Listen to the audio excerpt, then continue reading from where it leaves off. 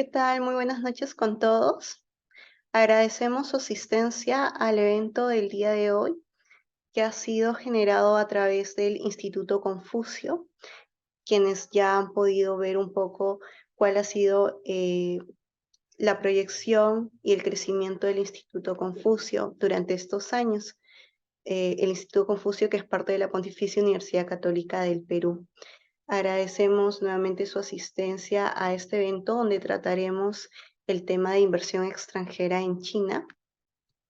Y para iniciar tenemos al profesor Rubén Tang, que actualmente es asesor del Vicerrectorado de Investigación de Relaciones de la Pontificia Universidad Católica del Perú con Asia, y que a su vez, como han podido ver en el video de presentación, ha sido en su momento director y fundador del Instituto Confucio de la Pontificia Universidad Católica. Y él nos va a presentar también a la ponente del día de hoy, la doctora Sandra Costas. Le doy el pase al doctor Rubén Tan. Muchas gracias por su asistencia y por continuar apoyándonos. Al Círculo de Estudios Chinos, sección Derecho. Y a su vez comentarles también que el Círculo de Estudios Chinos, sección Derecho, es un grupo de investigación que promueve el Instituto Confucio, conformado por alumnos y egresados de la Facultad de Derecho. Nuestro principal objetivo es la investigación sobre China y su sistema jurídico, además del análisis de la realidad mundial. Parte de nuestras funciones que estamos desarrollando el día de hoy también es un poco investigar sobre el derecho en China, la organización de eventos académicos como el de hoy, la búsqueda de bibliografía y análisis de noticias de actualidad que se están viviendo en China y el vínculo con nuestro país, Perú, así como con todo el continente americano. Doctor Rubén Tan, no sé si puede ya prender su cámara. Muchas gracias más bien por su asistencia y puede iniciar. Muy buenas noches y muchas gracias, Katy. En primer lugar, nuevamente agradecer a mi casa, como siempre, al Instituto Confucio de la Pontificia Universidad Católica del Perú, a los, eh, a los miembros del Círculo de Estudios Chinos, sección de Derecho, Círculo de Investigación, grupo de investigación vinculado al estudio y promoción del derecho chino aquí en el Perú. Estoy muy complacido de participar nuevamente en estos eventos que ayudan un poco a conocer China en sus diferentes facetas, ¿no? Pues esta noche pues tenemos un evento muy importante, un invitado muy especial, porque en primer lugar el tema es sumamente atractivo. Como ustedes saben, a lo largo de los años, desde el proceso de reforma de apertura hace casi cerca de 40 años, China se convirtió pues en el país digamos, de recepción, de receptor de, inversión extranjera, y que ha posibilitado su gran desarrollo en diferentes áreas, ¿no? Y también en su política, digamos, de inserción en el mundo internacional, dentro de también este proceso de apertura, ha sido la inversión de China en el exterior, ¿no? Tan es así como el caso del Perú. Ustedes saben que el Perú, como en otros países, es uno de los países donde China mayor invierte en diferentes sectores. Entonces, para ello, pues tenemos para un poco hablar de este proceso de inversión directa en China, pero también un momento especial luego de la pandemia, ¿no? Que digamos que, que afectó un poco la economía mundial y por supuesto también China. ¿Cómo es ese proceso de recuperación, ¿no? Y reapertura de China y su economía del mundo? ¿Y cómo esta inversión extranjera directa se va a mantener? ¿Va a continuar siendo, digamos, presente en China? ¿Hay otros actores, ¿no? Como otros países quizás más competitivos en términos de inversión en el área, no sé, por ejemplo, Vietnam, no lo sé, otros países ya Sandra nos dirá. ¿Y cómo se ve el futuro para China en los próximos años en cuanto a su apertura, en cuanto a las políticas públicas del gobierno chino, sus planes hacia los próximos años y, por supuesto, la protección digamos, y las seguridades que tienen esos inversionistas chinos de seguir confiando en este país para hacer sus negocios e inversiones, ¿no? Entonces, estamos muy complacidos de nuestra invitada, Sandra, la conocimos pues a través también, como se ha conocido muchas personas a través del internet, ¿no? Para conversar de muchos temas, vinculados obviamente al derecho. Y nada, yo quisiera un poco hacer una breve presentación y darle la palabra, ¿no? Sandra Costas, ella es una especialista en operaciones transfronterizas de naturaleza societaria, inversiones directas, funciones y adquisiciones, empresas mixtas, vehículos especiales y reestructuraciones. Y naturaleza comercial entre Asia, Europa y las Américas. Es una abogada corporativa con 20 años de experiencia tanto en firmas legales como en asesorías jurídicas internas. Asimismo, ha desarrollado la mayor parte de su carrera profesional con base en Asia, tanto Pekín, Shanghai y Hong Kong, donde se dedica al asesoramiento legal de operaciones societarias y comerciales entre Asia, Europa y las Américas. Y por supuesto, le agradecemos su presencia porque está ella en Shanghai, ¿verdad? ¿No? Son las 8:37 de la mañana, así que le agradecemos su presencia y el esfuerzo de estar con nosotros aquí de noche, aquí en Lima. Ella representa a clientes del sector industrial, de consumo y financiero en sus distintas fases de inversión y operaciones. Ejerce como secretaria del Consejo de Administración de varias sociedades y asesora regularmente a clientes en materia de gobierno corporativo. Es colegiada en España, como abogada. Antes de su incorporación a Cuatro Casas, trabajó en China en la firma legal DLA Paper y ocupó otros puestos en distintas instituciones en China, como en la sección comercial de la Embajada de España y en la Cámara de Comercio de España, ¿no? Entonces, Sandra, pues te damos la bienvenida. Muchas gracias por colaborar con el Círculo de Estudios Chinos, sección Derecho, y con el Instituto Confucio en esta charla que seguro va a ser muy reveladora, sobre todo de mucha perspectiva, de análisis de tanto la situación pre y luego tú puedes dar un contexto post pandemia, ¿no? Lo que se va a venir en China, inversiones extranjeras, y cómo quizás el caso de América Latina puede aprovechar estas oportunidades, hacer negocios de ida y vuelta, no solamente comerciales, pero sobre todo de inversión, donde se necesita, como tú sabes, los países necesitan inversión extranjera para salir adelante. No hay otra forma, claro, está el comercio, pero las inversiones también juegan un papel fundamental para el desarrollo de los países. Entonces, Sandra, te damos la bienvenida y te doy la palabra. Muchas gracias. Rubén, gracias por esa excelente presentación. Gracias al Instituto Confucio y al Centro de Estudios Chinos, sección Derecho, por esta oportunidad. Yo soy una apasionada de Asia, pero una apasionada también de América Latina, y estoy verdaderamente, para mí es un honor poder participar en estas charlas. Pasamos a compartir la presentación. Si me dais un segundo. Ya tenéis la presentación, se ha desplegado correctamente. Sí, Perfecto. correcto, Sandra. Fantástico. Pues vamos a hablar, sí, el tema de la charla es inversión extranjera en China, pero creo que es esencial poner China en contexto. Vamos a tratar un poco qué ha pasado en los últimos años durante la pandemia y en qué momento nos encontramos hoy en día y qué va a pasar en el futuro. Como sabemos, China está en un momento de cambio, y un cambio en mayúsculas que afecta a todos los aspectos del país, desde la economía hasta el desarrollo tecnológico, su propia gobernanza interna, política exterior, seguridad, environment, medio ambiente y sociedad. ¿Qué dejamos atrás? Realmente el 2021 hay como dos fases de la pandemia. Una primera parte de la pandemia cuando no había vacunas y las variantes eran poco contagiosas. Entonces la política de cero COVID se mostró que fue un éxito, y el GDP del 2021 fue de un 8,1%, cuando el resto de las economías mundiales estaban todavía sufriendo.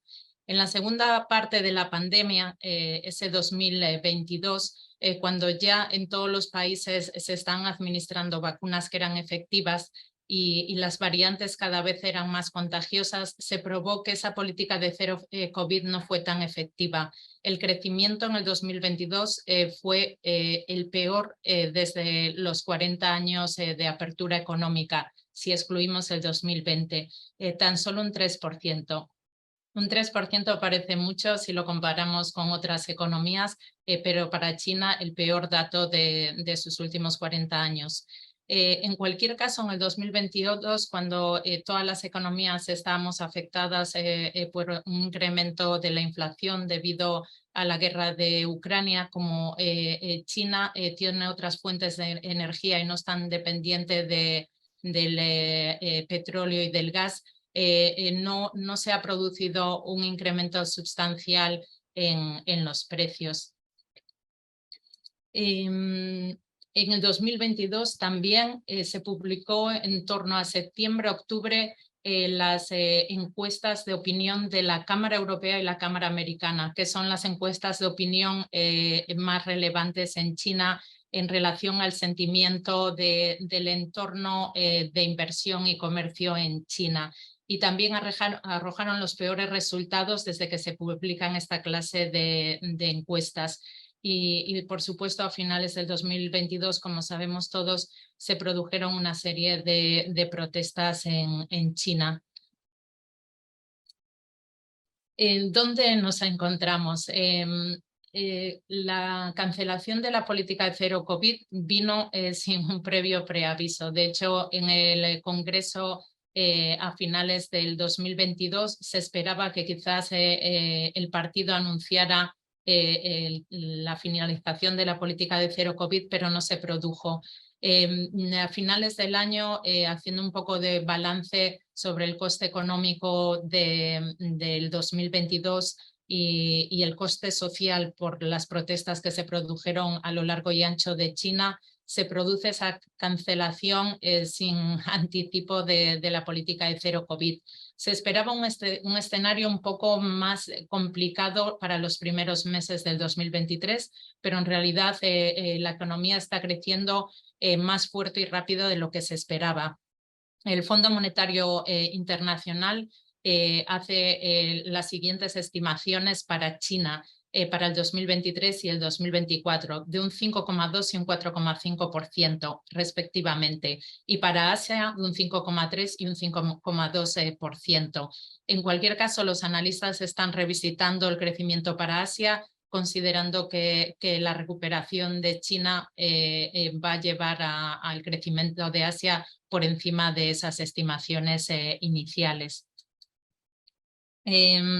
Como parte de esta apertura y recuperación, siguen paquetes de estímulos a la economía. Poco a poco se está ganando la confianza de nuevo de empresas y consumidores. Hay ya cierta estabilidad en las cadenas de suministro. Se espera un crecimiento de la inversión extranjera en China, como de la inversión china en el extranjero, y también un incremento del consumo interno. Desde la apertura comenzó a principio de año, pero todavía solo se podría entrar en el país si tenías pues, un visado de negocio, un permiso de trabajo y de residencia. Pero desde el 15 de marzo ya se han abierto todos los visados, incluyendo los de turista y, muy importante, los de estudiantes. En relación a la entrada se ha simplificado notablemente. Todavía hay que hacer un test con antígenos, pero es muy sencillo. Lo compras en farmacia, te lo haces tú mismo y luego tienes que hacer una declaración del resultado. El problema todavía es que no se han reanudado los vuelos internacionales. Los vuelos nacionales de pasajeros están al 100%, incluso por encima del 100% a niveles prepandemia, pero los vuelos internacionales no se han incrementado, se están incrementando paulatinamente, y el CATA estima que en junio estaremos, o sea, ahora mismo estamos como un 45% de vuelos de pasajeros internacionales niveles prepandemia, con lo cual, aunque sea fácil obtener o más fácil obtener el visado para entrar en China, no es tan fácil reservar un vuelo. China en contexto desde un punto de vista económico, pues China está intentando hacer una transición de un modelo económico que yo llamo el 1.0, que ya está obsoleto, que está basado en producción de bienes de bajo valor añadido, con intensivo en mano de obra, muy centrado en exportaciones y muy centrado en inversión pública, para dar paso a un modelo 2.0 que todavía es un work in progress, basado en autosuficiencia, es esencial para el partido, que el componente de suministro de servicios sea cada vez mayor, de alto valor añadido, incorporando esa transición verde esencial para ellos, más intensivo en capital, del mismo modo como el modelo 1.0 centrado en exportaciones, muy centrado en consumo interno, y después el New Silk Road, que intenta desde un punto de vista de promoción de la inversión y financiación en países en vías de desarrollo, implementar esa influencia china, no solo en lo económico, esa es la primera parte, pero también en sus alianzas estratégicas para las cuestiones no económicas. Desde luego, China es el mayor éxito económico de la historia de la humanidad y es un ciclo que lleva 40 años. No obstante, tiene bastantes desafíos por delante. El primer desafío es que realmente se pueda producir esa buena transición del modelo 1.0 al modelo 2.0 económico.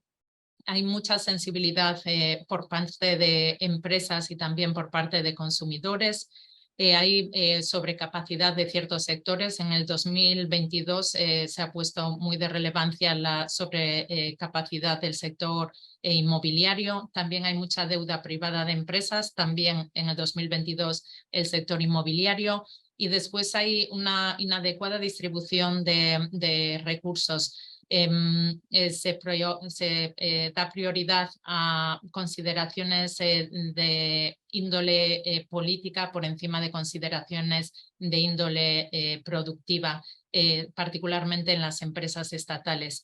Y obviamente el estado de las finanzas públicas pues, ha resentido durante el COVID.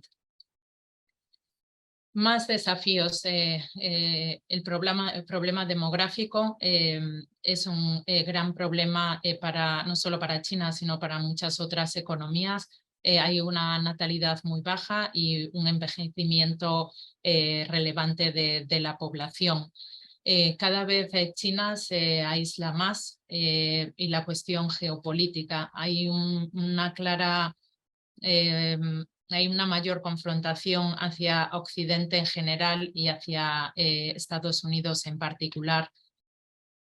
En base a esos desafíos, muchas empresas están hablando ahora pues de reestructurar sus cadenas de suministro que sufrieron durante la pandemia, pero no solo es una cuestión de prepararse mejor para futuras pandemias, sino también por problemas geopolíticos en la región. Se habla mucho por parte de la industria del decoupling versus de-risking. Inicialmente solo se hablaba de decoupling. Necesitamos intentar reducir nuestra exposición a China, pero ahora las empresas se dan cuenta, y la opinión pública, que nuestras economías, a pesar de que la globalización se ha puesto en un big question mark, todas nuestras economías están interrelacionadas, y ese decoupling, de desconexión, no es posible de implementarse, pero sí que hay formas de intentar mitigar los riesgos. Se habla también mucho del decoupling, de-risking, del friendshoring, de poder llevar las cadenas de suministro a países que se consideren amigos, sobre todo desde un punto de vista de gobernanza interna, pues países que haya pues un sistema democrático. Y en este sentido tengo que decir que es muy notable, he leído varios artículos, por ejemplo, en Nuevo León, en México, que muchas empresas chinas se están implementando en Nuevo León y son empresas chinas que no son esas grandes inversiones estatales que se ven, por ejemplo, en otros países de América Latina en relación a energía, infraestructuras, recursos mineros, recursos agrícolas, sino empresas chinas que, por ejemplo, hacen pues, ropa, hacen mobiliario, componentes de automoción, porque al final para ellos Estados Unidos es su principal mercado. Entonces dicen, sí, la escalada de tensión continúa, que nosotros tenemos que estar cerca de nuestro cliente. Entonces, el friendshoring que se impone mucho en Occidente, pues al final yo creo que siempre se impone el negocio siempre va a encontrar espacio para seguir creciendo. Y después, o sea, tenemos decoupling, de-risking, friendshoring y luego el China for China. Hay muchas empresas que tienen grandes inversiones en el país y extranjeras y a pesar de los desafíos siguen confiando en China y siguen confiando en su potencialidad. Entonces, saben que la escalada de tensión continúa y va a continuar. Entonces, es un concepto de mantenemos una cadena de suministro con menos exposición a China para fuera de China, pero mantenemos en China nuestra cadena de suministro para China, porque muchas empresas extranjeras ya tienen mucho skin on the game, en el sentido de que una parte muy relevante de su facturación y una parte muy relevante de su beneficio está en China. Con lo cual está esa consideración del China for China. A pesar de todos los desafíos que estamos mencionando en estas diapositivas, creo que es, para poner de nuevo China en contexto, hay que, yo para mí creo que los números hablan muchas veces más que las palabras. Y vamos a hablar un poco de números. Me pongo mi sombrero de economista y os muestro algunos datos. Esto es el Fondo Monetario Internacional. Son, bueno, el 2022 y las proyecciones para el 2023 y el 2024. El crecimiento del mundo para el 2023 está un 2,9 y un 3,1%. Si nos vamos a América Latina y el Caribe, 1,8 y 2,1. Y si realmente nos vamos a Asia, aquí es donde se produce el crecimiento mundial, un 5,3 y un 5,2. Si se compara con todas las regiones del mundo, Asia sigue siendo el gran motor económico y la zona más dinámica económicamente. Esto, bueno, es exactamente lo mismo. Si vemos China, aquí estoy, disculpar, un 5,2 y un 4,5. China como comercio. Si veis, he intentado simplificar los gráficos simplemente para que veáis las líneas de crecimiento. En rojo es el crecimiento de las exportaciones de China. Ha ido incrementando sustancialmente, pero también las importaciones de China también han tenido un crecimiento sustancial después de este dip en 2020. En cualquier caso, China es el mayor exportador global por delante de Estados Unidos y el segundo importador global después de Estados Unidos. En relación al comercio con América Latina, en naranja o en rojo son las exportaciones chinas a América Latina. Y aquí, como veis, comparado con el anterior gráfico, donde había un gap sustancial, aquí este gap se estrecha, porque realmente China en relación a América Latina está importando muchos productos esenciales, materias primas y entonces la diferencia entre exportaciones e importaciones es más estrecha. Pero bueno, el dip en 2020, pero una alta recuperación muy por encima de los niveles prepandemia. Luego hay una cuestión que es disculpar, es que veo que me pongo en la mitad de la presentación, es el cross-border e-commerce. Es un protocolo que China ha firmado con una serie de países, muchos en América Latina, que los incluyo aquí, donde a través de las plataformas digitales China exporta e importa. Sí que ha habido, se ve aquí un crecimiento sustancial de esas exportaciones a través del cross-border e-commerce, pero también las importaciones se han ido, bueno, son más planas que las exportaciones, pero también se han incrementado no sustancialmente, pero se están incrementando.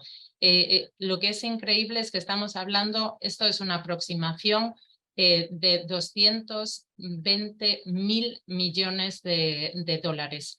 Siempre se centran todas las estadísticas en la exportación tradicional y la importación tradicional, pero el cross-border e-commerce está aquí para quedarse y son unas cifras muy relevantes. Obviamente son a través de plataformas digitales y fundamentalmente el 96, casi 96,6% son de bienes de consumo y fundamentalmente cosméticos.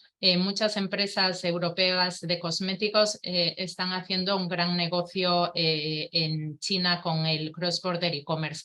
Un 40,6%. Obviamente es más fácil si tú estás pues familiarizado con una crema, pues es algo fácil por ejemplo, en China, de importar, porque obviamente si ya la has testeado, pues no tienes que proceder a la devolución.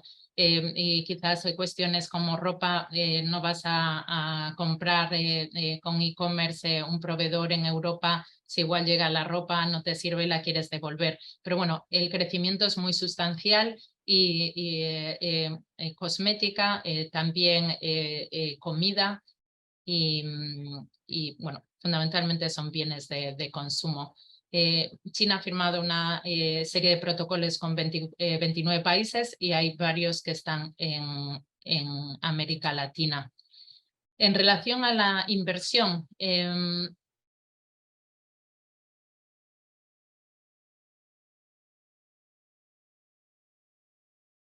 Sandra, ¿se te fue tu audio?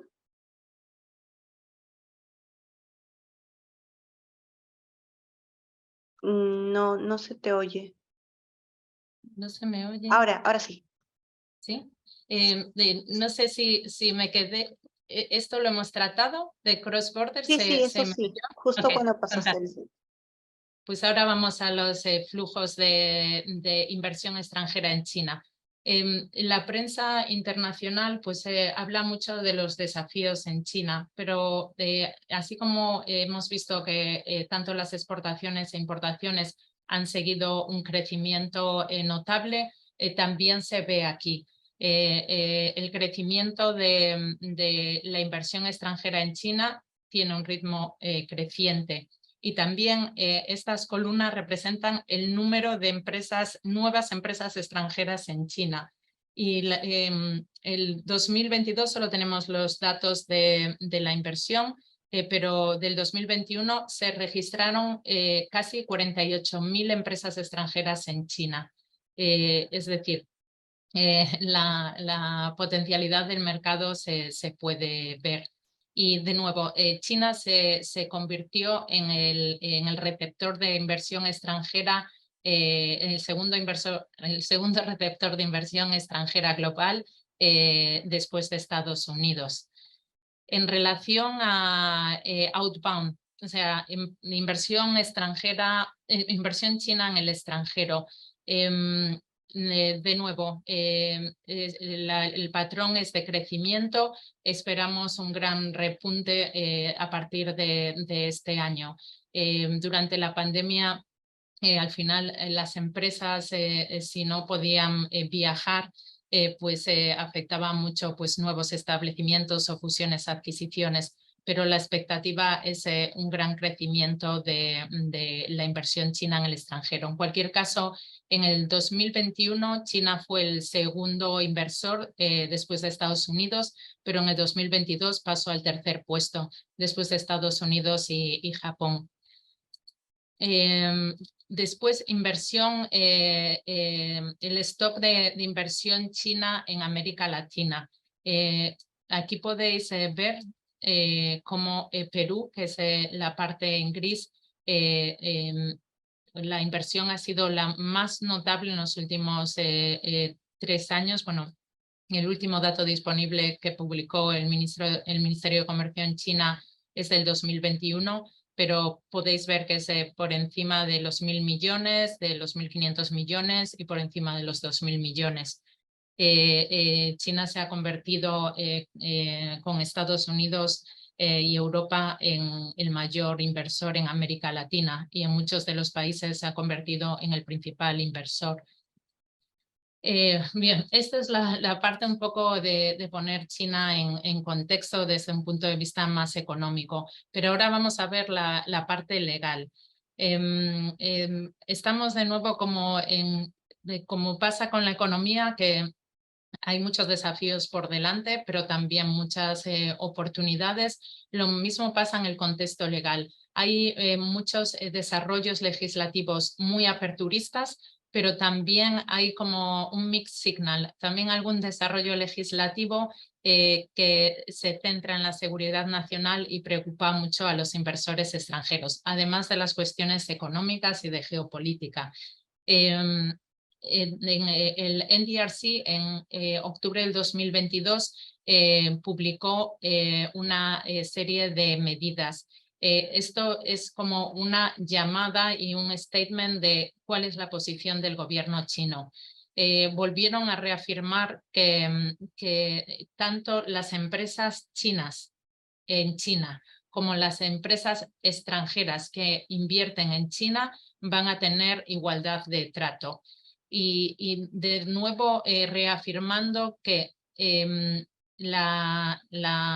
tanto las autoridades locales como las autoridades judiciales tienen que implementar ese marco legal aperturista en materia de inversión y comercio, que es esencial. Y hay un canal de queja si se encuentra que la autoridad local interpreta la ley y se aleja de ese modelo aperturista en el comercio y en la inversión. Lo que se quieren cancelar es las barreras indirectas. Después, en China, para invertir en China, hay un catálogo que categoriza la inversión extranjera en 3 categorías: prohibida, restringida o incentivada. Mira, os voy a facilitar aquí un segundo una diapositiva para que veáis la evolución de ese catálogo.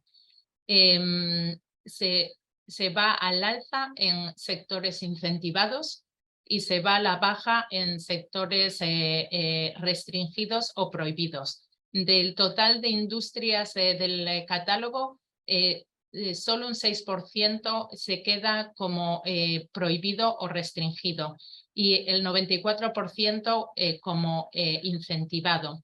¿En qué sectores vemos esas sectores incentivados? Pues en 5G, inteligencia artificial, chips, clouds, todo lo que es e-commerce y retail, servicios, sector farmacéutico y de producción verde y de alto valor añadido. Con lo cual vemos aquí la evolución. Se incrementan los incentivados y se reducen sustancialmente los sectores restringidos y prohibidos. Más cuestiones, los últimos desarrollos legislativos, desde un punto de vista corporativo, se ha reducido sustancialmente las formalidades tanto para constituir una sociedad como para invertir en una sociedad existente, lo que es el mantenimiento anual y lo que es la propia liquidación de la sociedad, si es necesario liquidar y disolver la sociedad porque, por ejemplo, el proyecto no es viable. Cuando llegué a China eran al menos entre 10 y 12 administraciones implicadas en la constitución de la sociedad, y muchas administraciones no sabías muy bien cuál era el objeto de tener que reportar la constitución de la sociedad. Era sumamente complejo, incluso dentro de Shanghái, por ejemplo, cada distrito tenía formularios diferentes, requisitos diferentes, era sumamente complejo, y toda la parte administrativa tras firmar, por ejemplo, el acuerdo de inversión, que no añadía nada de valor añadido, igual estabas entre 4 y 6 meses para constituir la sociedad. De ese marco de unas entre 10 y 12, dependiendo del sector, de autoridades implicadas en la Constitución, se ha pasado a 4. Y 4 que le pones cara y ojos, pues el registro mercantil, el buró de impuestos, el buró de seguridad social y aduanas. Puede haber más, por ejemplo, si estás en temas productivos, puede estar implicado el buró medioambiental, pero si es una sociedad ordinaria de consultoría o de trading, son solo esas 4 autoridades, que obviamente, si digo seguridad social, todo el mundo entendemos que es la seguridad social. Si digo registro mercantil, todo el mundo sabemos lo que es el registro mercantil, pero con anterioridad había muchísimas administraciones que estaban implicadas en el proceso y que dilataban mucho la constitución. Después, esto es algo fantástico que va a ocurrir a finales de año, que China se ha adherido a la Convención de la Apostilla de la Haya. Esto va a reducir de nuevo sustancialmente todo el proceso de constitución. Ahora, por ejemplo, hablo de España. Normalmente necesitas unos 4 semanas, entre 4 y 6 semanas para legalizar, o sea, el proceso es firma ante notario, la legalización pertinente, la traducción jurada pertinente de la documentación, entre 4 y 6 semanas. Y cuando se implemente, normalmente el notario podrá formalizar todo en un día. Con lo cual esto también va a facilitar mucho acortar los tiempos de constitución. Luego China pues tiene un control férreo de divisa. En el pasado era para hacer cualquier transacción que implicara tanto el envío de fondos al extranjero o la recepción de fondos del extranjero, tenías que presentar muchísima documentación. De nuevo, no estaba nada estandarizado, con lo cual ibas a un banco, te pedían unos requisitos y unos documentos, ibas a otro, te pedían unos requisitos y documentos. Ahora se ha simplificado el régimen de control de divisa. Y luego una cosa que aplica a todo lo que voy a hablar, que aparte de que las formalidades se han simplificado, ahora todo el sistema es online y tú presentas la documentación online, te lo visan online, te dan el OK y luego tienes que hacer una presentación de los originales, pero y todo es una misma plataforma y por eso digo, no solo que se han simplificado, sino que se han estandarizado, que ya no tienes que en este distrito te piden unos requisitos y documentación y en el otro distrito otros diferentes. Ahora, al ser todo un sistema online, todo se ha estandarizado a sí mismo. Después hay preferencias fiscales de inversión extranjera en determinados sectores o actividades o regiones. Intenta el gobierno chino también facilitar incentivos fiscales si la inversión se produce en zonas menos desarrolladas como el oeste de China. Y también hay cierta preferencia fiscal para atraer a talento extranjero. Yo llevo viviendo en China 20 años y me recuerdo un poco cuando llegué a Pekín en el 2003. La comunidad internacional lamentablemente ha decrecido notablemente.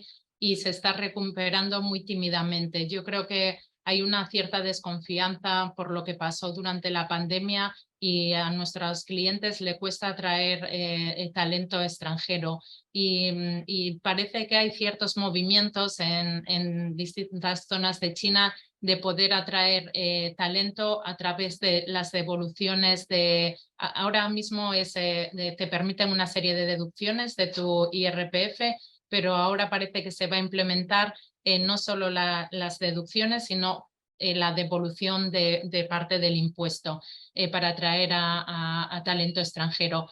Después se ha fortalecido mucho el sistema de protección de la propiedad intelectual. Otro desarrollo legislativo es la liberación del sistema de licitación público en China, es decir, empresas chinas y empresas extranjeras con inversión en China van a poder participar en igualdad de condiciones. Es un borrador, pero bueno, este compromiso de China ya se ha integrado en la ley de inversión extranjera en China. Y luego hay también es un borrador de modernización del sistema de arbitraje. Y China continúa, Rubén, que siempre me mantiene informada de desarrollos en América Latina, China está expandiendo notablemente todos los tratados internacionales, tanto desde un punto de vista de naturaleza de inversión como de comercio, como fiscales y como de seguridad social. Y bueno, estos son todas estas desarrollos legales también van acompañados con un incremento de paquetes de medidas para estabilizar la economía, como de política monetaria, política fiscal, acceso a subsidios no solo empresas, sino también consumidores, bueno, la promoción de emisiones de bonos y de IPOs y otras medidas fundamentalmente destinadas a las empresas que más sufrieron, a los sectores que más sufrieron durante la pandemia. Bien, ahora esta parte de esa China en un contexto legal dual, es decir, tenemos este marco legal cada vez más aperturista en materia de comercio e inversión. China quiere seguir siendo un referente para atraer inversión extranjera y tener un comercio global, pero cada vez cobra un peso más relevante su seguridad nacional. Como antes dije que los números hablan más que las palabras, a veces las imágenes también hablan más que las palabras. Esto lo extraje del Financial Times y es un letrero que está esto es una parada en Pekín que dice cuidado con quién te relacionas, puede haber agentes extranjeros en el país y te puedes meter en un problema. Lo que llaman la securitización del todo. Y vamos a ver cómo va a afectar. Todo el mundo está hablando fundamentalmente en China. Hicimos un seminario la semana pasada tocando esta parte de seguridad nacional. Se acaba de modificar la ley de contraespionaje china. En realidad, todo el mundo está hablando de la ley de contraespionaje como si fuera algo nuevo. En realidad, no es cierto. Hay un marco de protección de seguridad nacional desde los años 90. Me refiero, antes había también, pero me refiero como el modelo moderno desde los 90 y se ha producido alguna de esa legislación se ha abolido y hay alguna legislación que se ha revisado. Con lo cual, aunque todo el mundo y en la prensa hable de la ley de contraespionaje, no es una ley nueva.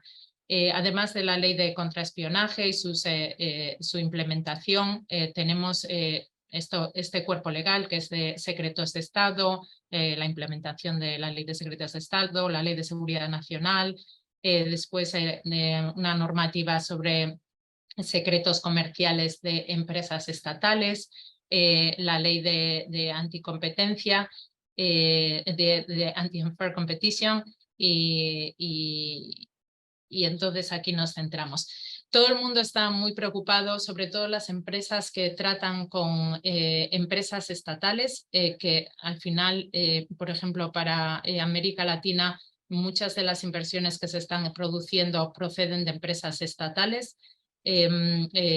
Todas las inversiones en energía, tengo un listado de todas las inversiones, son todas empresas estatales, sector infraestructuras, todas empresas estatales, sector de extracción minera estatales, de asegurar recursos agrícolas estatales. Es decir, hay un componente muy relevante de empresas estatales y la gente está muy preocupada por esta ley de contraespionaje y por ese concepto de seguridad nacional. Voy a saltar unas diapositivas. ¿Por qué?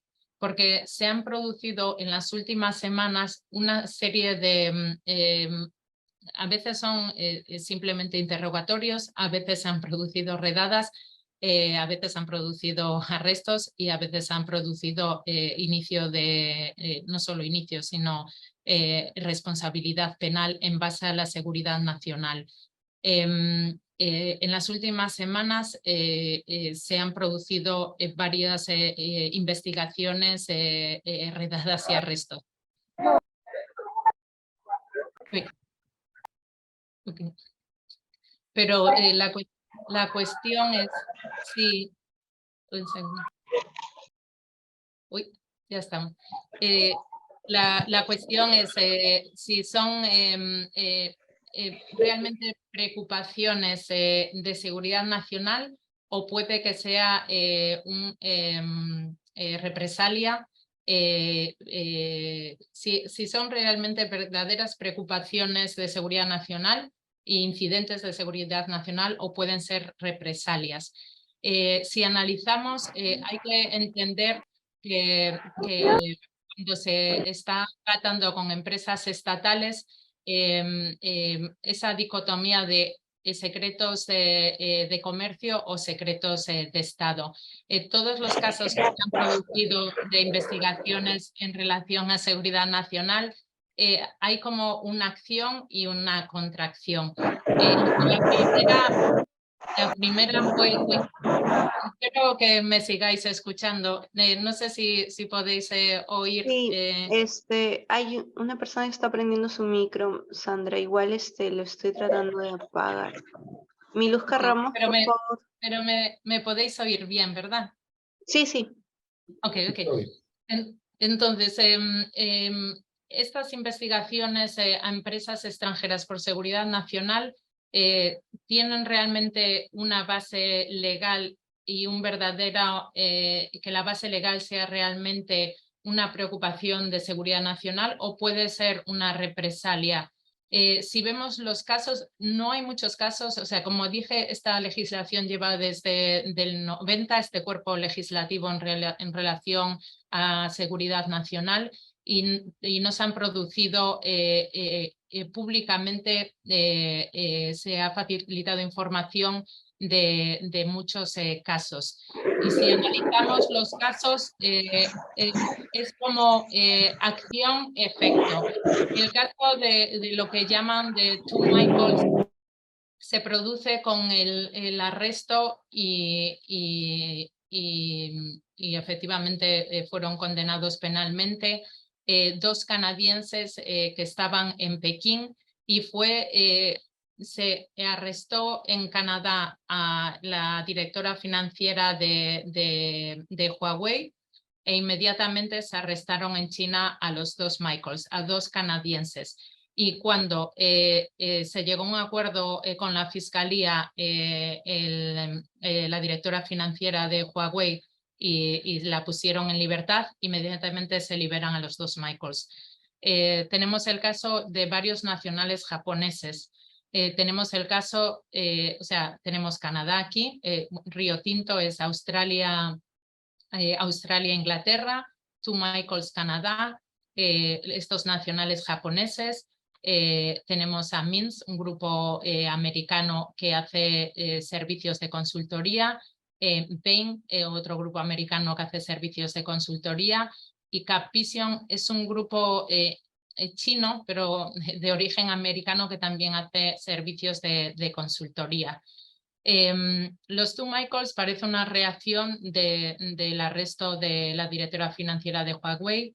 Minsbay y Capvision, que son los que se han producido en las últimas semanas, parece una reacción al balón que si es meteorológico o es espía que derribaron los americanos. Solo en el caso de Rio Tinto y dos Michaels aquí hubo una sentencia penal, pero en el resto de los casos y alguno de un nacional japonés, pero por secretos comerciales con empresas estatales. Solo Rio Tinto y los dos Michaels por secretos de Estado. Y el resto, estas tres últimas compañías, primero, que hay que entender que cualquier caso relacionado con seguridad nacional se produce a puertas cerradas, con lo cual no hay mucha visibilidad. Pero si vemos a lo largo de los años, de las décadas que lleva este cuerpo legislativo implementado, se han producido muy pocos incidentes. Lo que llama la atención es que todos pertenecen a este Five Eyes Alliance, como la alianza de los 5 ojos, donde Japón parece que puede llegar a ser miembro, y sería la alianza de los 6 ojos que lo constituyen. Aquí, Rio Tinto, Australia, Inglaterra, Canadá, Japón y Estados Unidos. O sea, parece un poco una acción-reacción de las tensiones con Estados Unidos. Después, no sé si, creo que ya no tenemos más tiempo. Sí, todavía tenemos tiempo, Sandra. ¿Sí? Ok, sí. Pues entonces vuelvo a hablar de esto. Es decir, cuando una empresa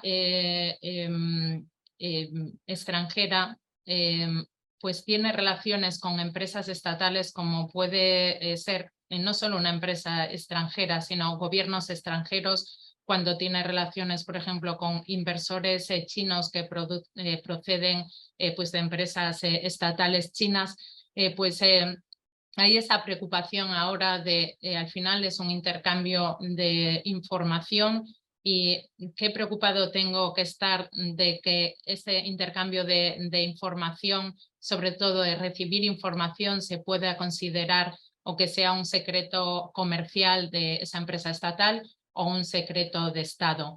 La definición de secreto comercial es muy similar a otras jurisdicciones, pero la definición de secreto de Estado es amplio. En todas las jurisdicciones la definición de secreto de Estado es amplio, pero en China todavía más. No solo entran temas de defensa ni de relaciones exteriores, sino también cuestiones de economía nacional o desarrollo social, de ciencia y tecnología. Y luego tiene como una última coletilla la definición bajo la ley que dice: y otros secretos que determine la Administración Nacional de Secretos de Estado. Es decir, que sí que la definición es muy amplia. No obstante, dicho esto, las empresas extranjeras o los gobiernos extranjeros que tratan con empresas estatales deberían estar tranquilas, en el sentido de que por parte de las empresas estatales, para ellos poder facilitar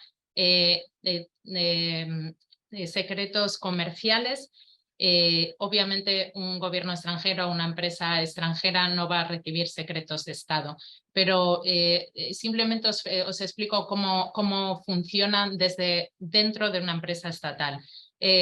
Ellos tienen un régimen súper estricto, muchos requisitos para poder dar acceso a información que se pueda considerar de secretos de Estado o secretos comerciales. Tienen que implementar un programa de cumplimiento normativo muy estricto, con una serie de valoraciones de riesgo, con una política y procedimientos. Tienen que tener un departamento específico que que esté al cargo de secretos, realizar formación, controles internos, también disciplinar o premiar el cumplimiento del programa y la mejora continua. Aparte, dentro de ese programa de cumplimiento normativo dentro de las empresas estatales, es necesario que ellos etiqueten siempre el secreto comercial o el secreto de Estado. Y es decir, cada vez que ellos facilitan esa información, tú la deberías recibir bien etiquetada. Sabrías perfectamente si estás tratando con un secreto comercial, porque ellos tienen la obligación de etiquetar. Obviamente, no van a facilitar secretos de Estado. Todas estas investigaciones que hemos dicho, la base de lo que se intuye por la poca información pública que hay es que ha habido un acceso no autorizado.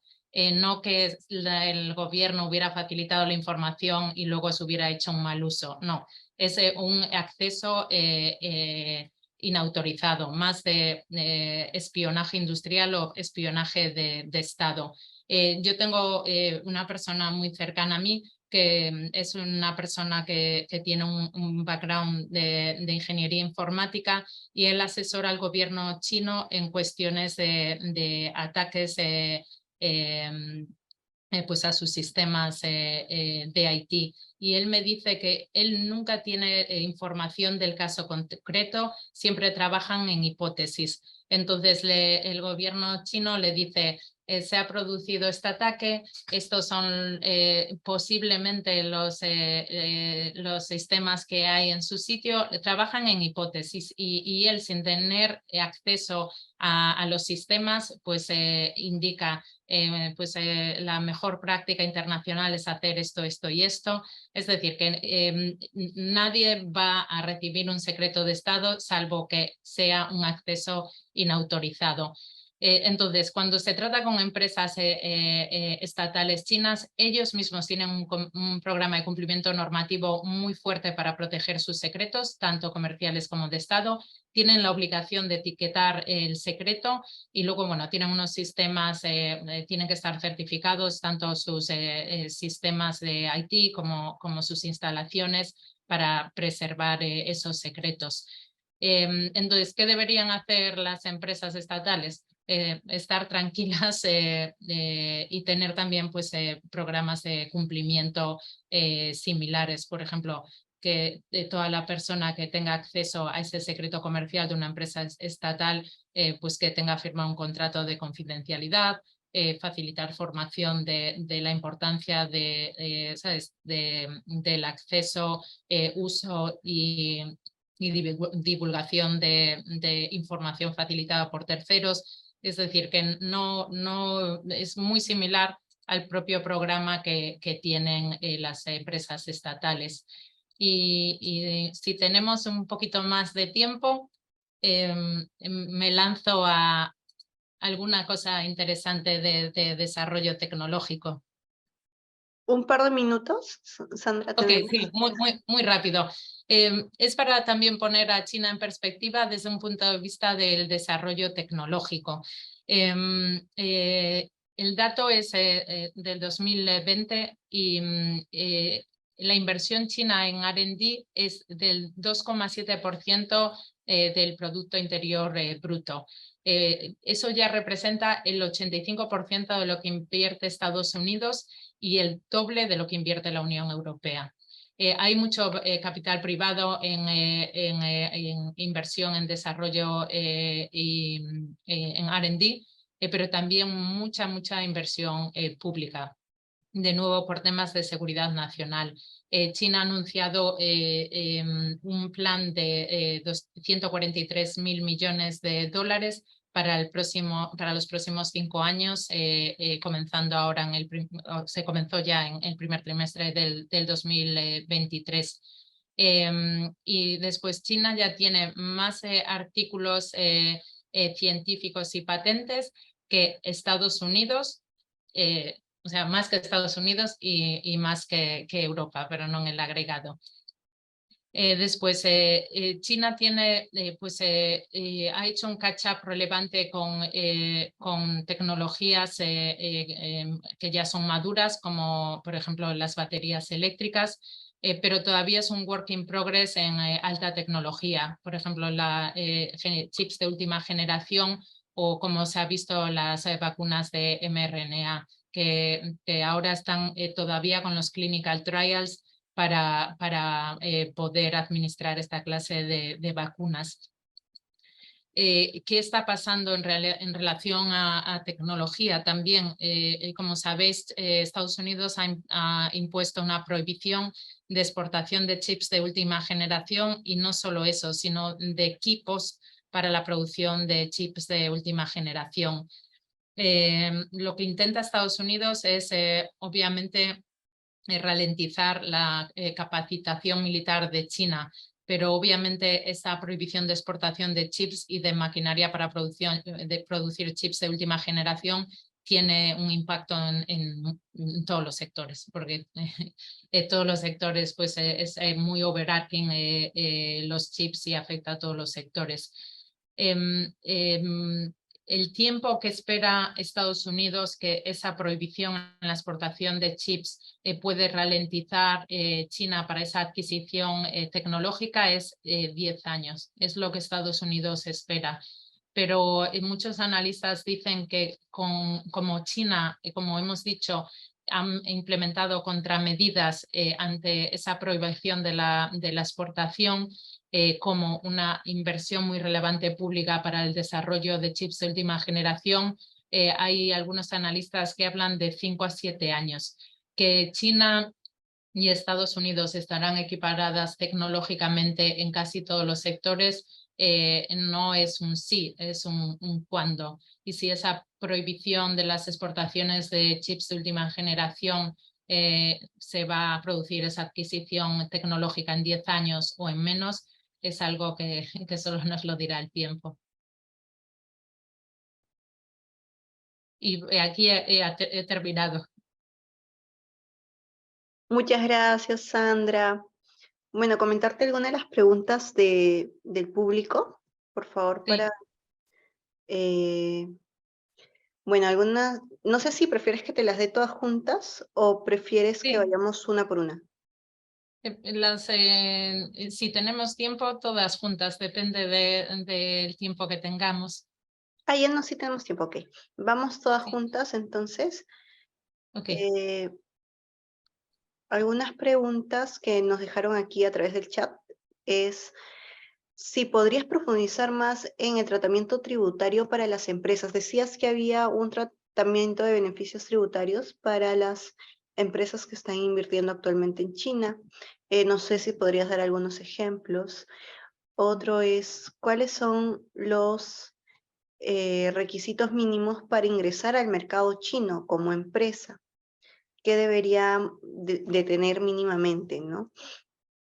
Y si existen beneficios por responsabilidad social en China, así como en Perú, ¿no? Porque en Perú te comento un poco que eh, existen tratamientos tributarios de exoneración para empresas que realizan temas sociales, ¿no? De responsabilidad social. Y bueno, por último, si nos puedes comentar, perdóname, una última pregunta es, si existe un registro público, aquí en Perú nosotros tenemos registros donde inscribimos las empresas, las constituciones, los estatutos, las facultades de los representantes. En China, ¿cómo operaría esto? ¿Son válidos estos documentos? Y bueno, por último, si nos puedes comentar un poco de tu experiencia personal, ¿no? Okay. Como Empiezo abogada. Vale, empiezo por lo fácil, porque de la parte fiscal os voy a dar unas pinceladas, pero mi compañera Grace, ella es maravillosa. Entonces, cualquier duda que tengáis fiscal, os podemos enviar una pequeña presentación de los beneficios, las preferencias fiscales para inversión extranjera. Pero empiezo por el registro mercantil, que eso es sencillo. Sí, China tiene un registro mercantil. Se llamaba antes el State Administration of Industry and Commerce, ahora se llama State Administration of Market Regulation. Es igual que el registro mercantil. Y tengo que decir que cuando hablé de cómo se han simplificado las formalidades y después de esa estandarización de las formalidades, os mencioné que ahora todo es online. Y no os podéis imaginar la cantidad, tú accedes al registro mercantil y es todo información pública. No tienes que pagar absolutamente nada y puedes obtener toda la información relevante de la sociedad, incluso los accionistas. No sé si es el caso de de Perú, disculpar, pero por ejemplo en España no se puede acceder a quiénes son los accionistas de la sociedad, pero en China tienes toda la información de el domicilio social, la naturaleza de la sociedad, el domicilio social, el objeto social, quién es el representante legal, quiénes son los miembros del Consejo de Administración, quién es el director general, quién es el director financiero, quién es el supervisor, cualquier aspecto, quiénes son los accionistas, cualquier aspecto que necesites saber de la sociedad es público. Además, publican si la empresa está sujeta a alguna administración, alguna sanción administrativa. Si ha estado sujeta, no en la página del registro mercantil, pero hay otra página que es del People's Court que puedes ver si ha sido parte en sentencias civiles, administrativas o penales, si es parte en un proceso en curso, civil, administrativo, penal. Si está en curso cualquier enforcement, proceso ejecutivo por no cumplir con la sentencia, o si ya se ha emitido una sentencia ejecutiva. Toda la información que os podéis imaginar. También son como organismos separados. También propiedad intelectual. Puedes ver todo el registro de la propiedad intelectual. O sea, el nivel de transparencia que se ha implementado en China en los últimos años es espectacular. Es sin precedentes en relación a muchas jurisdicciones desarrolladas. Si quieres saber quién es quién, el who is who, es fácil obtener la información gratuitamente online. Entonces, eso en relación al registro mercantil. Luego a los requisitos. Antes, ahora no hablo mucho de los requisitos, antes había muchos requisitos, pero dentro de esa apertura en el régimen de inversiones extranjeras, realmente es que no hay ningún requisito, no hay ni un capital mínimo que antes se requería. Ahora el capital es atendiendo a las necesidades que pueda tener la empresa.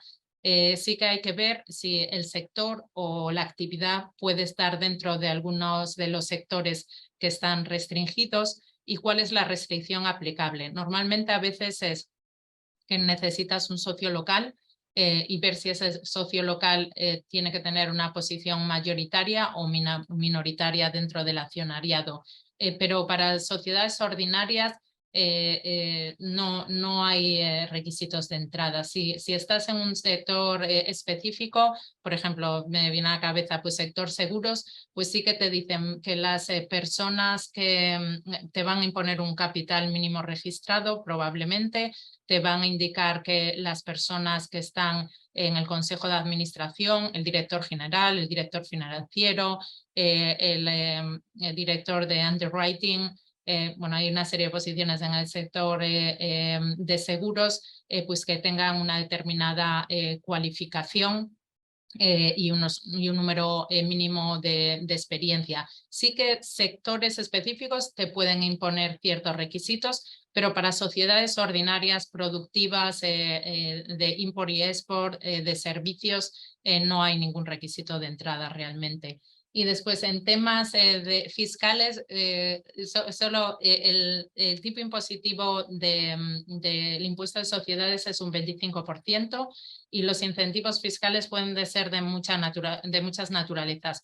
o una reducción del tipo impositivo o deducciones o me sale en inglés, disculpar, tax deductions, tax credits, hay una pluralidad de incentivos fiscales para empresas que operen en esos sectores que el gobierno pues quiere incentivar o que inviertan en regiones como por ejemplo en Sichuan, que si no me equivoco el tipo impositivo, independientemente del sector en el que estés, es de un 15%. Pero sí, la persona que hizo la pregunta, feliz de que se ponga en contacto conmigo y le puedo facilitar más información también del régimen de IVA y otras cuestiones fiscales. Y después, mi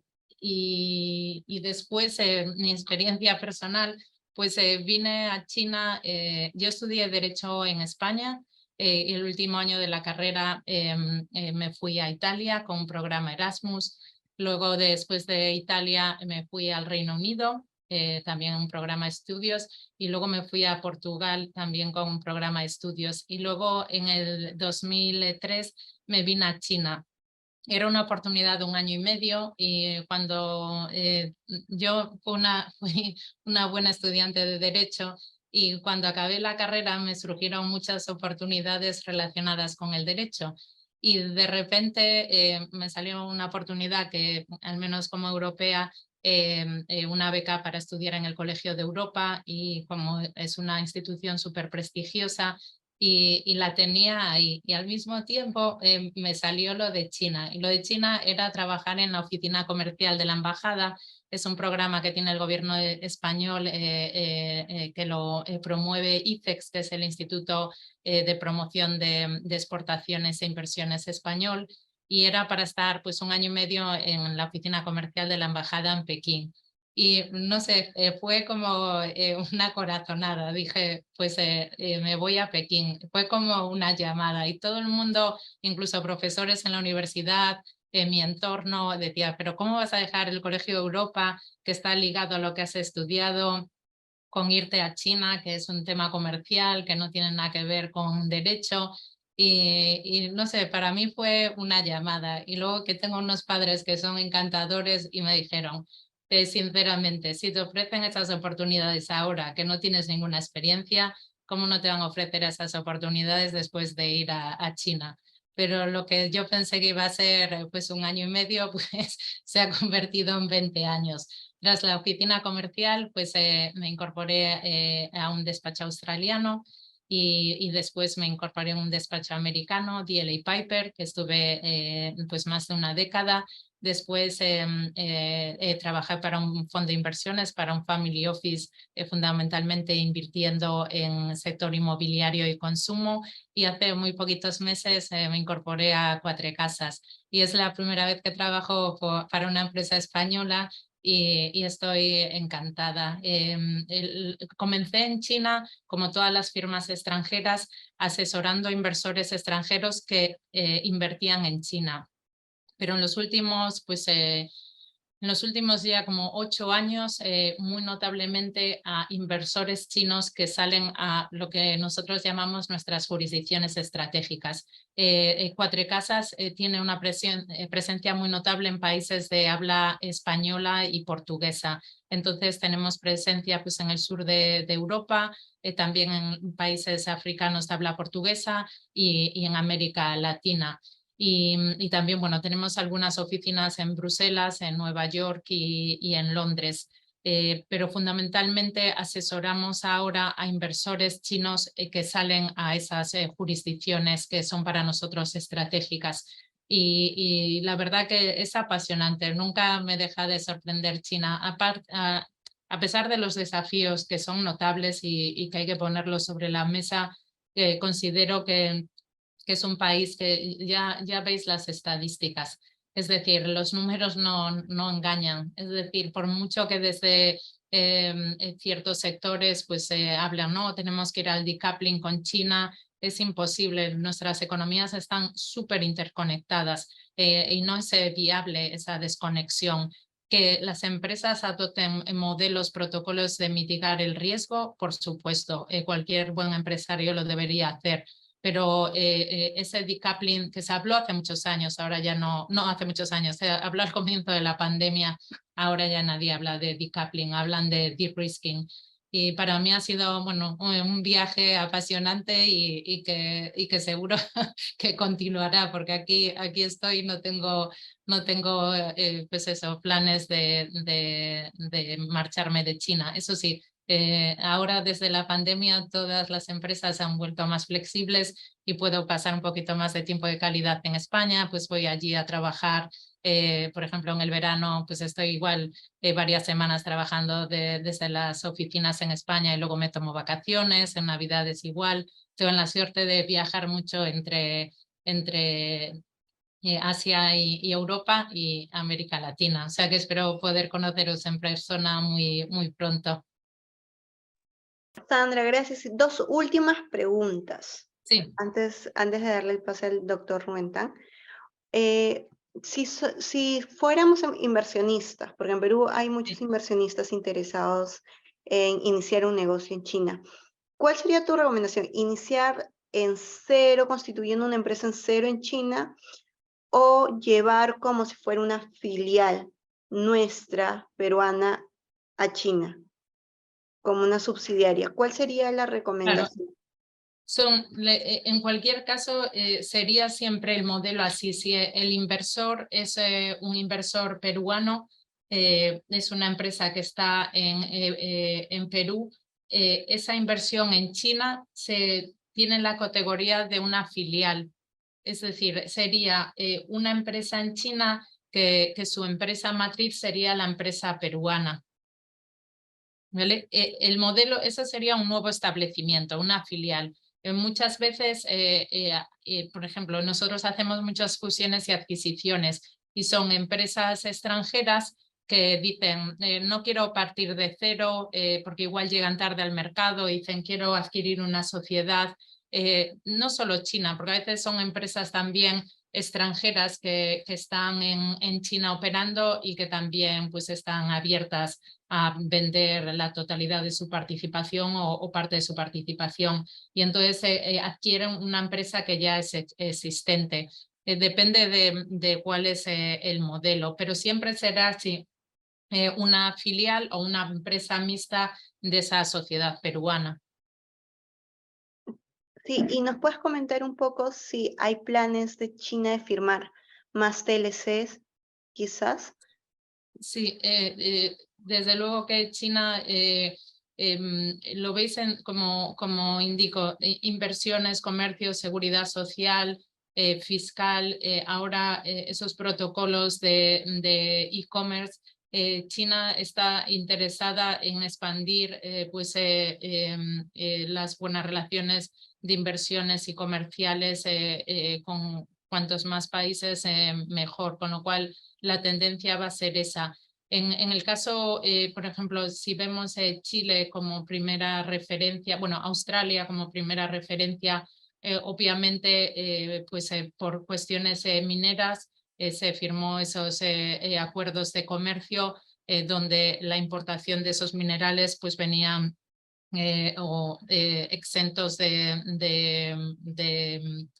sorry, es que me viene el inglés muchas veces, del import VAT and the import duty. Y lo que primero se concibió para productos mineros, luego se han beneficiado tanto Australia como Chile. Ahora Australia está teniendo problemas, pero por ejemplo todo el sector alimentación, desde vino, fruta, Perú también está exportando mucha alimentación, productos agrícolas y muchos de esos tratados que inicialmente se concibieron para, llegamos a estos acuerdos preferentes en relación a régimen arancelario por temas mineros, pero al final se beneficiaron muchas otras industrias. Con lo cual, sí, en aquellos países que tengan muchos recursos mineros y agrícolas, obviamente, pues se van a verse beneficiados. Muchas gracias, Sandra. Le cedo la participación al doctor Rumentán, por favor. Muchas gracias, Sandra, por tu excelente presentación. Creo que nos has dado un contexto muy bueno, tanto pre y post pandemia, en los retos que se viene a China, tanto a nivel económico, sobre todo a nivel legal, ¿no? Yo quería hacer un comentario ya más finales de esta gran presentación. Es un poco preguntarte sobre digamos, qué habilidades tendrán, pues, en cuanto a los sectores que van a ser de mucho desarrollo, qué habilidades tendrán que tener los abogados para adaptarse a estas nuevas tendencias, ¿no? Que está haciendo China en el campo de inversión, sobre todo cómo nosotros los abogados y las personas que nos escuchan que también son estudiantes, qué necesidades tendrán o que tendrán que prepararse para poder en el futuro poder asistir o asesorar mejor a sus clientes, ¿no? Sobre todo porque China como tú lo has dicho, es todo un panorama muy de avanzada, sobre todo en el campo de la ciencia, la tecnología e innovación. Entonces, no sé, ¿nos podrías comentar brevemente sobre esto? Sí, creo que muchas veces se habla de la necesidad de la lengua. Está claro que es preciso hablar la lengua, aunque cada vez yo cuando llegué a China casi nadie el que tomaba decisiones tenía un buen nivel de inglés. Ahora realmente la penetración del inglés es muy notable, con lo cual casi todos los proyectos, la negociación y la documentación se cierra en inglés. Con lo cual la lengua deja de tener un componente tan relevante que inicialmente para cualquier abogado que quisiera trabajar con China, pues obviamente lo primero que se ponía sobre la mesa era poder hablar chino. Ahora no tiene tanta relevancia. En relación a los sectores, siempre te estás actualizando. Por ejemplo, yo cuando comencé en China hice muchas cuestiones de sector inmobiliario, hice también cuestiones de minería, y fundamentalmente temas industriales. Pero de hace unos años para aquí hacemos muchísimo retail. Representamos a casi todas las empresas, no solo con Cuatro Casas, pero fundamentalmente con mi firma anterior de Lea, representamos a todas las firmas de moda extranjeras con presencia en China, con lo cual te tienes que actualizar en el sector retail, que también tiene sus propias características y sobre todo, por ejemplo, protección del consumidor, temas de protección de datos personales, temas de seguridad de los productos. Es decir, como abogado tienes que estar actualizado constantemente. Y mira, os digo una cosa que me pasó la semana pasada. Vinieron varios de mis compañeros de las oficinas extranjeras a China y estamos representando a muchos clientes chinos en temas de energía, infraestructuras en América Latina. Entonces, muchas de aparte de ir directamente a hablar con las empresas estatales, muchas de las remisiones de proyectos vienen de firmas chinas. Entonces fuimos a visitar a muchos despachos de abogados chinos y en un mismo día todos están relacionados con energía e infraestructuras y en un mismo día conocimos. El primero nos quedamos muy sorprendidos porque dijo, no, yo soy un ingeniero civil y estuve 10 años viviendo en África, trabajando como ingeniero, pero luego regresé a China y estudié Derecho y ahora ¿sabes? Ejerzo como abogado. Cuando nos dijo eso nos quedamos muy sorprendidos, pero ese mismo día, y de verdad que no os miento, conocimos a otros dos abogados adicionales que tenían un background técnico. Es que es impresionante, ¿sabes? Por supuesto que con esos grandes monstruos no se puede competir, porque ingeniero de obra civil haciendo temas hidroeléctricos en millones de países en África. No, y luego dije, no, me apetece estudiar Derecho y hago el salto al mundo legal. Es imposible competir, pero bueno, como un buen abogado siempre hay que estar atento a las nuevas tendencias. Al final lo marcan las tendencias. ¿Por qué de un sector industrial pues pasé a trabajar mucho con empresas del sector de moda?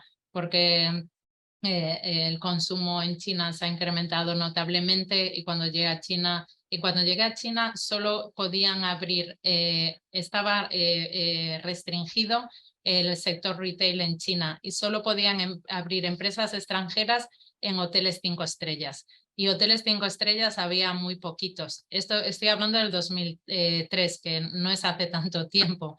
Y de eso, de encontrar solo pues a Louis Vuitton, Chanel, las 3 marcas francesas en el lobby de los hoteles 5 estrellas, a hoy en día que es todo lleno de marcas de todas las nacionalidades, por todas las calles chinas. Es decir, que ¿por qué de repente trabajas con retail? Porque el mercado lo impone. Pero creo que es una profesión maravillosa que te permite aprender de muchísimos profesionales. Si os dedicáis a la parte corporativa, pues en un día estás con una empresa que tiene un proyecto biomasa y hablas con su equipo técnico de ingenieros que te explican todos los in and outs del sector.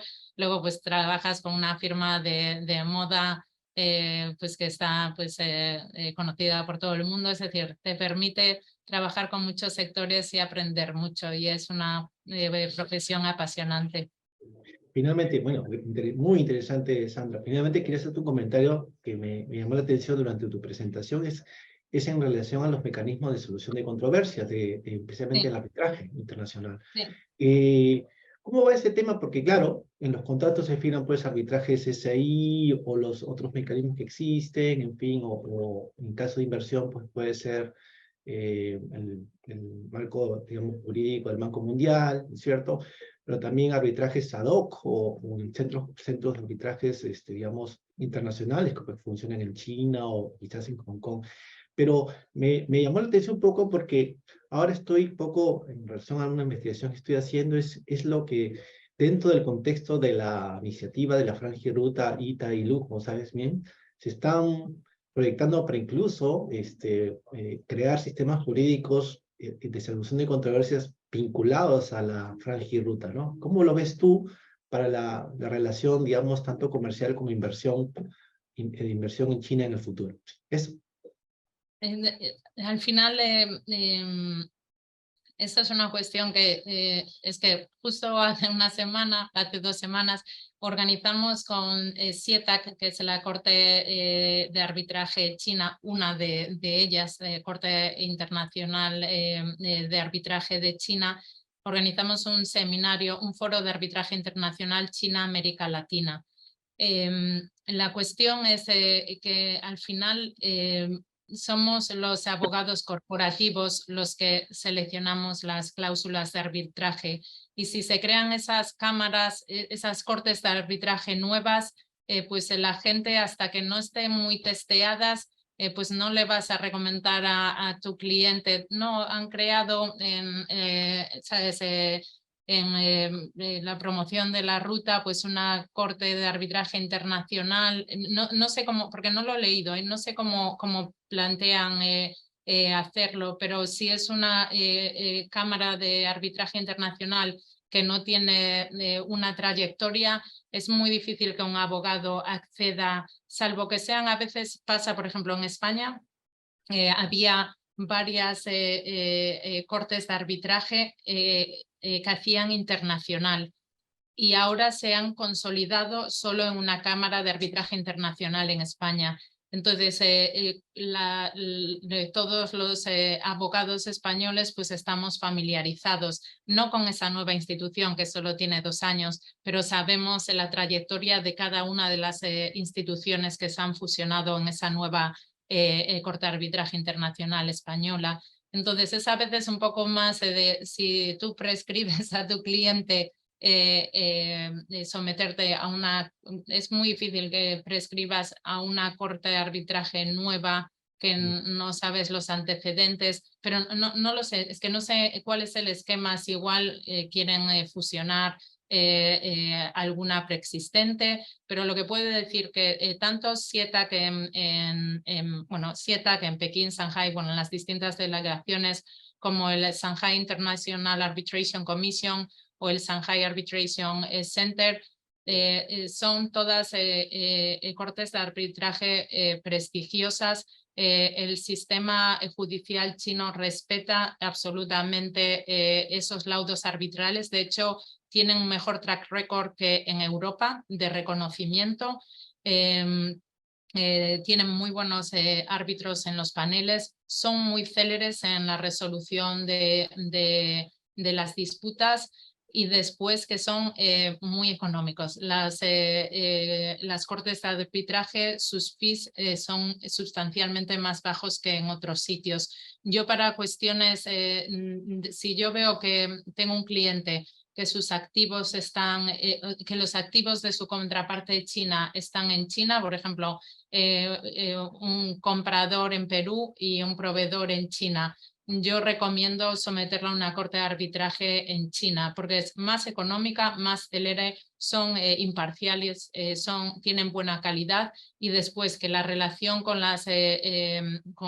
los tribunales locales para solicitar cualquier medida, pues la comunicación es más rápida. Si quieres preservar pues, pruebas o preservar activos, no es lo mismo que una corte de arbitraje en China interactúe con las cortes ordinarias en China que lo haga una corte fuera de China. Depende de la naturaleza del proyecto, pero para esta clase de proyectos igual de compra-venta, no solo nosotros, sino todos los abogados consideramos que son buenas cortes de arbitraje las chinas. Perfecto, Sandra, muchísimas gracias. Le doy la palabra un poquito a Catherine para las palabras finales. Sí. Muchísimas gracias, doctor Rubén. Muchísimas gracias, doctora Sandra. Ahora, si me permiten, antes de culminar, quisiéramos comentarles que estamos abriendo, bueno, como miembro o coordinadora del Círculo de Estudios Chinos, quisiera comentarles que estamos abriendo convocatoria para nuevos miembros a partir del 22 de junio. Como les comenté, el Círculo de Estudios Chinos está conformado por estudiantes de la universidad que se dedican a la investigación y al estudio sobre el derecho chino y la relación con el derecho peruano. Entonces, si desean postular, las convocatorias van a iniciar a partir del 22 de junio. Luego les haremos llegar a través de nuestras redes los requisitos y también la fecha y los cronogramas correspondientes. Asimismo, comentarles que la grabación del presente,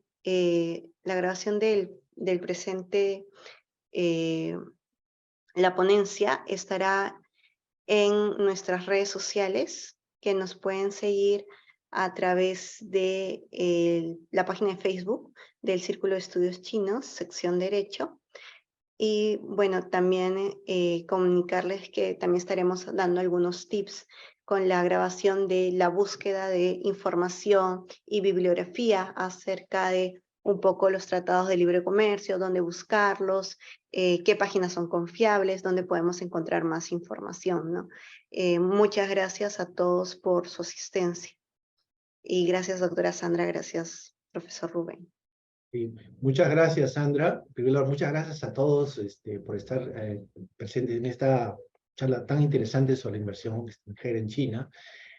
Bueno, Sandra, te agradecemos por tu tiempo. Digamos, son las 10 de la mañana y en Shanghai. Que tengas un excelente día. Y por supuesto, Gracias. te convocamos pues, para cuando estés por Lima. Sí. Digamos, te invitamos a la universidad, a nuestra facultad, ¿no? Para que puedas compartir no solamente con los estudiantes, sino también con los profesores, por un tema que tampoco todavía es muy desconocido en el Perú, ¿no? Sobre el derecho asiático, especialmente el derecho chino, y creo que le darás muchas pistas para generar cursos, diplomaturas, y sobre todo generar investigación.